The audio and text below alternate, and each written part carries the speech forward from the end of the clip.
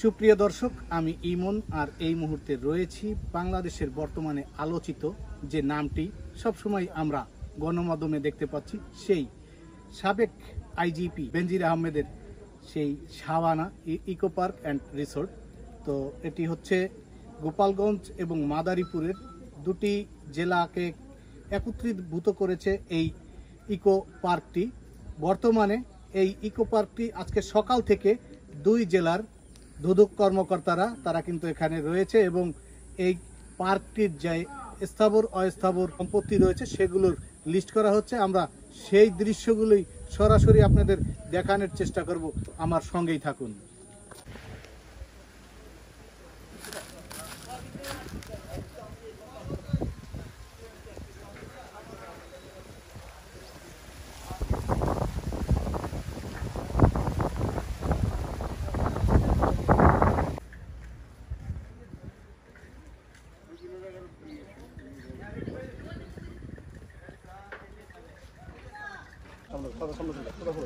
ভাই নিতেছি না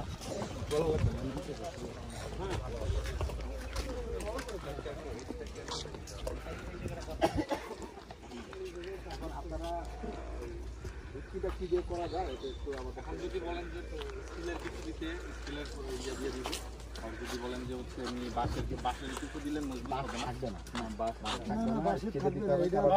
মনে করা যাচ্ছে না যে সব 3 দিনের বিষয়।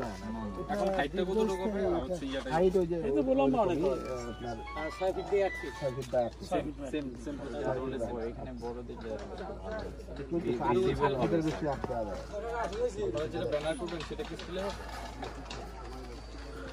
আপনার আগে কাঠামো দেন, আমি প্রয়োজন স্টিলের ব্যবস্থা করব, স্টিলই করবো এখানে। স্যার স্টিলের ব্যবস্থা এটা আবার একটু ভালো করে দিতে হবে যাতে বাতাস পড়ে না যায়। ঠিক আছে, তাহলে আমি ব্যানারের ব্যবস্থা আর আমি আমরা আপনাদের যে কোনো একজনের কথা বললাম, কি করতে আসছেন বা কি নির্দেশ আছে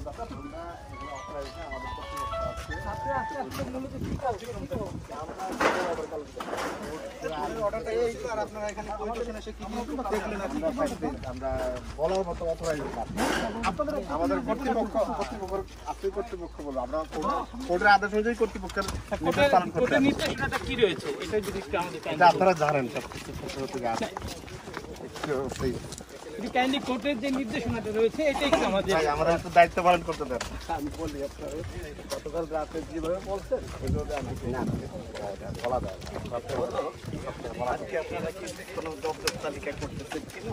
হ্যাঁ, আমরা কোর্টের যে আপনারা কোর্টের বাইরে তো আর যাবেন না, কোর্ট যেটাই বলবে আমাদের একটু দাঁড়ায় একটা কথা বলা বেশি না। আমাদের সচিব মহোদয় হচ্ছে কনসার্ন ব্যক্তি বলার জন্য। হ্যাঁ, সচিব মহোদয় ওখান থেকে জানাবেন কি হচ্ছে না হচ্ছে। আমার মনে হয় কি আপনি দাঁড়িয়ে যেটা বললেন না, যেটা বললেন একটু দাঁড়িয়ে বললে কি এটা বললে হয়ে যায় যে আমরা কোর্টের নির্দেশনা পালন করছি, এইটুকু বললে আমাদের হয়ে যাবে। এইটুকু